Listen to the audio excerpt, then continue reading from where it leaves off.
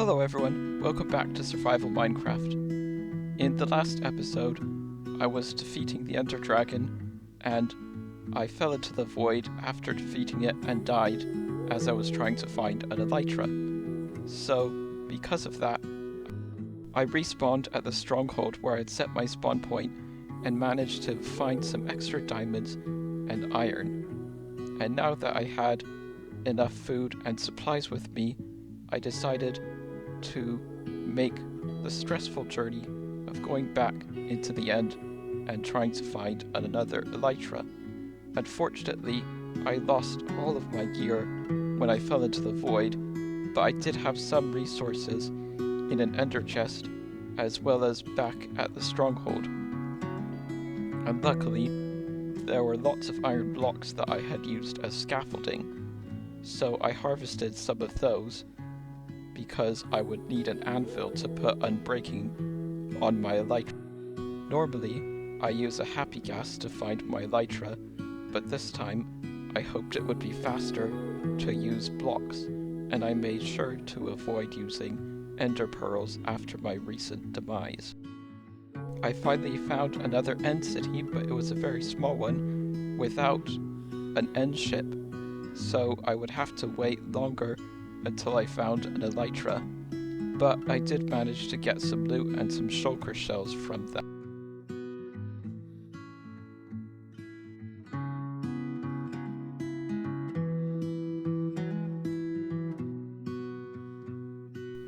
The loot wasn't anything to write home about, but at least I got some extra diamond gear.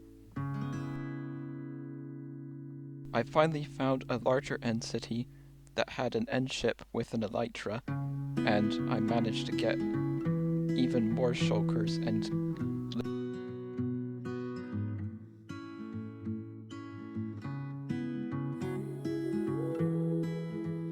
it feels amazing to finally have my elytra, especially after my first death in my survival world.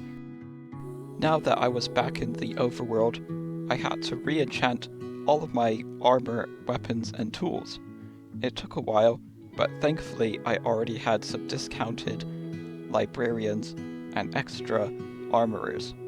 So I also made a lodestone because I wanted to go get some more saplings and bamboo now that my enchanting was done and I was all geared up and ready to go.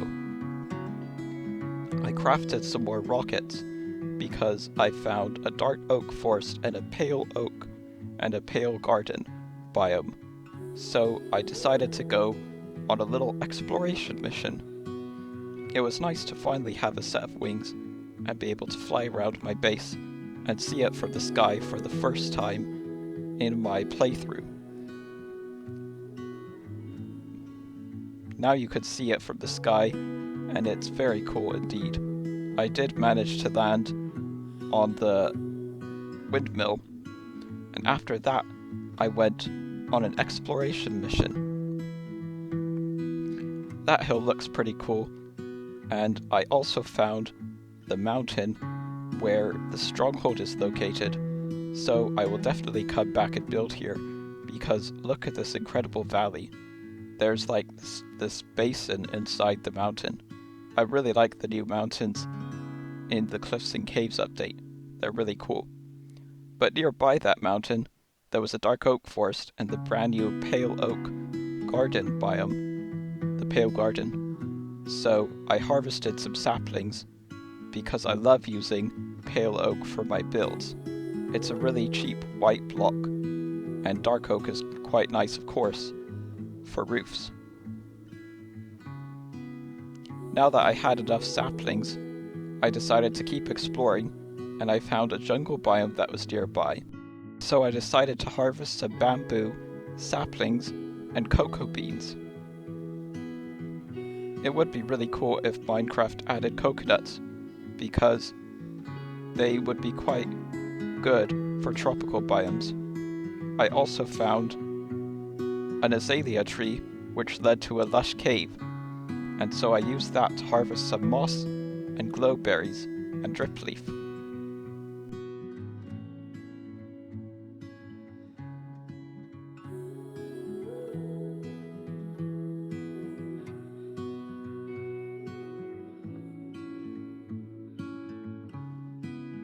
Nearby, there was a sparse jungle biome, which had some cocoa beans and some brown sheep.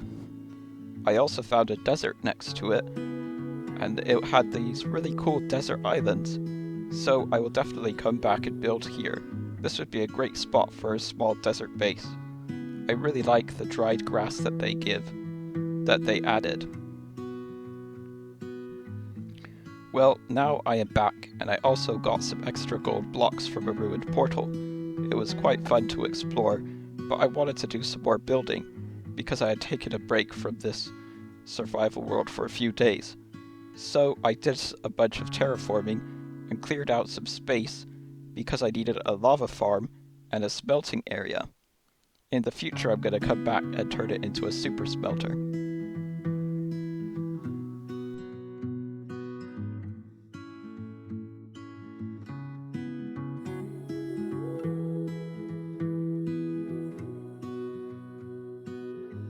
Traded a bunch of bricks and granite and andesite from villagers, and so that was very useful for building industrial buildings.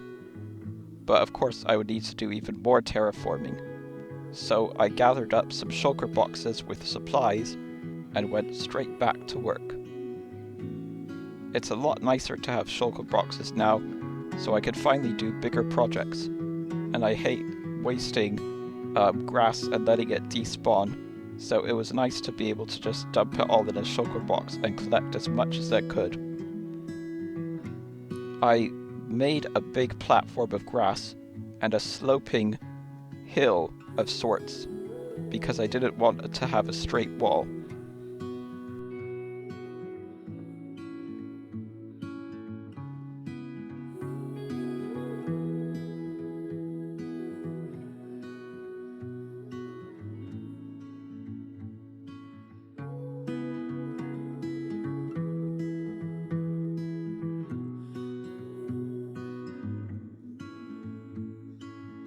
I went in sections that were 3 wide and made a kind of terraced formation, and I might plant more crop fields or flower fields, but for now I just let the grass spread and bone mealed it. Now you can see that I laid out the foundation in 5 wide sections, but I realized I made it 1 part too long, so I got rid of those and I made it so that it was a little bit shorter. It is quite rectangular, but I had a specific style that I wanted to use. I also wanted this building to be a bit taller than my usual buildings, because it's an industrial building of sorts, like a warehouse or a factory. It looks more like a warehouse, even though it would technically be classed as a factory because of what's inside it. This building is going to house my lava farm and super smelter. So, yeah, it will be nice to finally use that when I eventually want to use sandstone and concrete. Because to make concrete, you need to have green dye, which can only be gotten from smelting cactus. So I went with these kind of tall brick walls, and then I wanted an entranceway in the middle of the structure because I wanted it to be quite symmetrical. So I broke this part of the wall, and I decided that this would be the entranceway, and I ended up using spruce shelves, trapdoors, and stairs to make a nice archway for the door. This is quite a similar palette to my other industrial building, which houses the cactus farm, and I think, for the sake of cohesion, most of my industrial builds will be like this, but I might use terracotta or other materials like mud bricks. I haven't used a lot of mud yet in my buildings, so I want to branch out and start using that. I wanted to have, because of this industrial vibe that I wanted to have, I used an outline of polished andesite, which complements brick really well. They go very well together. and it makes some really nice industrial pillars. You could also use polished basalt instead if you want a similar style but a different building block. However, I don't have a basalt generator or even a cobblestone generator, so I will have to build some more factories to house those contraptions.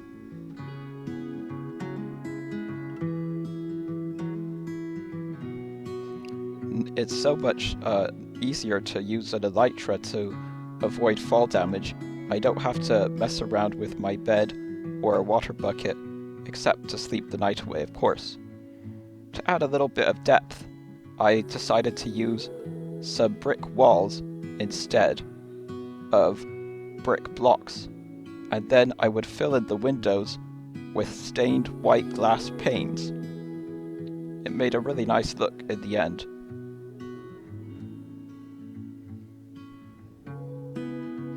I really do like these old school brick textures. A lot of people use texture packs to change them, but personally I prefer the vanilla original textures like this. For the back of the building, I just went with simple flat walls because I wouldn't really be seeing the back of it very much.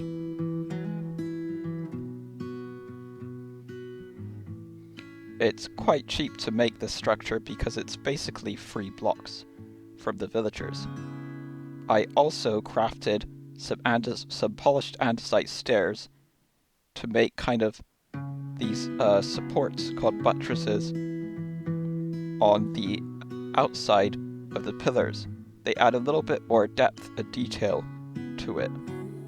Because it was looking quite rectangular and square, I added some upside down stairs to make arches on the support pillars, and it makes a really good look overall. One thing that I've noticed is that we don't have any grey or black trapdoors, and for making chimneys and structures like this, it would be really nice to have that. Finally, I got some glass panes and added them into the windows.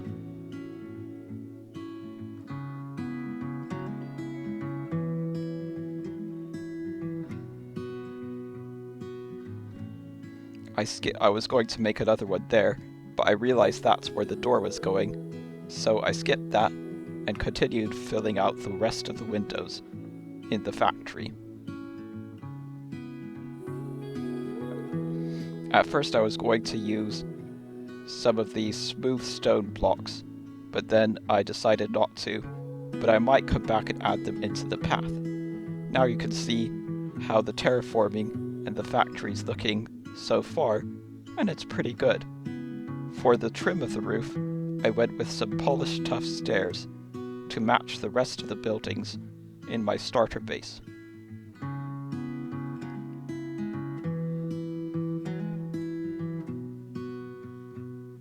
I didn't want a super tall roof, and I also wanted to use deep slate tile stairs so that it had some consistency with the other buildings as well.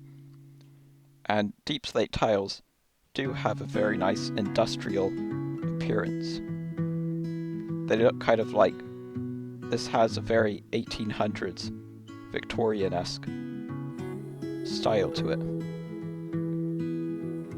I simply used deep slate tile slabs because I didn't want a very pointed roof. I thought that a flat-topped roof would look much better. I also wanted to add some chimneys but first I needed to add some lighting on the inside because of course a bunch of mobs would spawn and start dancing and trying to attack me. So I would have to quickly add some lanterns and torches. Thankfully there weren't too many mobs, just a couple of spiders and a creeper. I accidentally placed that too low, but I did use some fences to hang the lanterns from, and it looked pretty good. I will also be filling in this doorway and replacing the glass, and replacing the grass with polished diorite, just for now because I had extra diorite that I was trading for villagers. I think it does have quite an industrial, almost clinical look to it, so it does suit the build style of a factory. I wanted to add some chimneys because factories wouldn't be complete without them. They did generate quite a bit of smoke, especially in the Victorian era.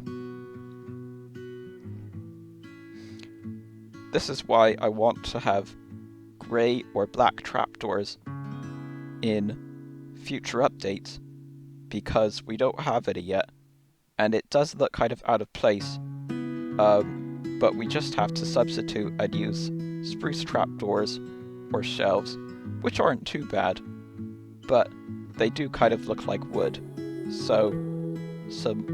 But yeah, now I'm rambling. But grey or black trapdoors would really help. I also wanted to have a bit of a pathway leading down here because I plan to make some more buildings like a dock for fishing. I haven't done much fishing yet, so I might try do that in the future. I got rid of the grass on the inside of the factory, and there were quite a few mobs down there in that dark cavity, but I put a few lanterns so hopefully that stops them from spawning. I'm not 100% sure if I like the diorite, but it does kind of suit the style that we're going for. Outside I spammed some bone meal just so that it wouldn't look super flat and boring, and I added some details like some piles of logs and barrels and other stuff to make it look like the factory was actually being used.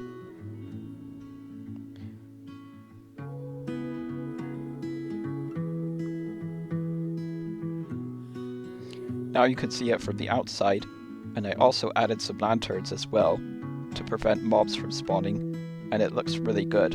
I'm very happy with how this turned out. I also added some shelves and composters, and this is the view on the inside. I simply added a couple of rows of furnaces, but I wasn't going to make a super smelter just yet. I also still need to fill in that one empty window that I forgot about. But don't worry, I will definitely do it at the end of this episode.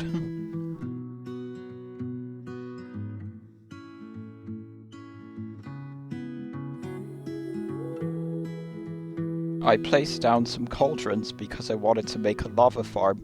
It's very nice to have a semi-automatic, renewable source of fuel, so that you don't really need to waste coal on big smelting projects. Because if you ever want to use sandstone, concrete, or glazed terracotta, it really does help to have a super smelter. And of course for glass, although you can get glass from villagers. I placed some extra crafting tables and stuff like that, and a barrel to store my fuel. I made some cherry stairs to hold the lava, and I used some of the pale oak logs that I harvested from the pale oak garden.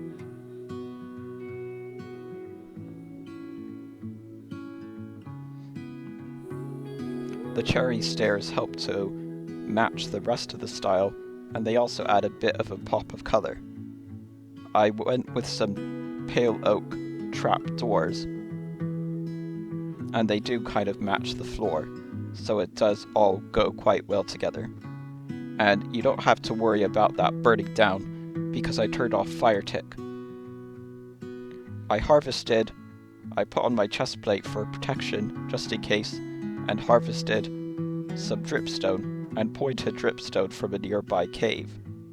I didn't need very much. This wasn't a mega lava farm like some people make, but it's good enough for my needs.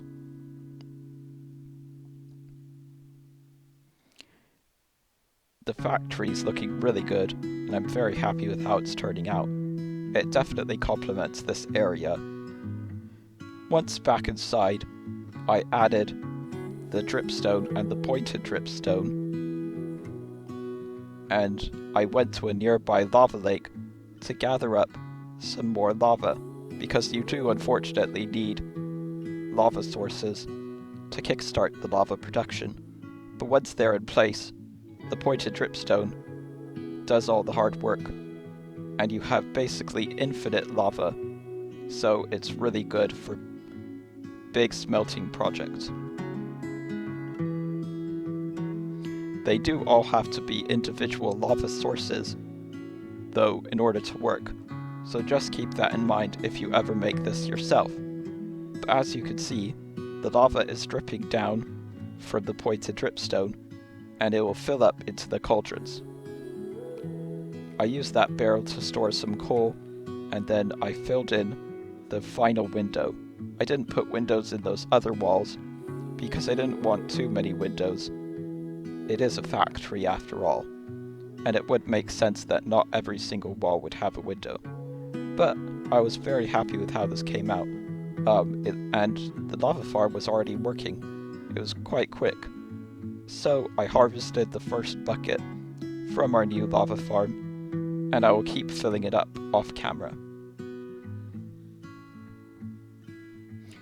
Well, now you can see where it is compared to the rest of the starter base, and I do want to do some more work in that little basin there. We've now completed the lava farm and the smelting area, and I'm very happy with how it turned out. Thank you all very much for watching.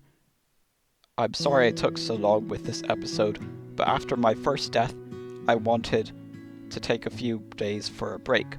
But I'm back, and I will keep building and doing new things.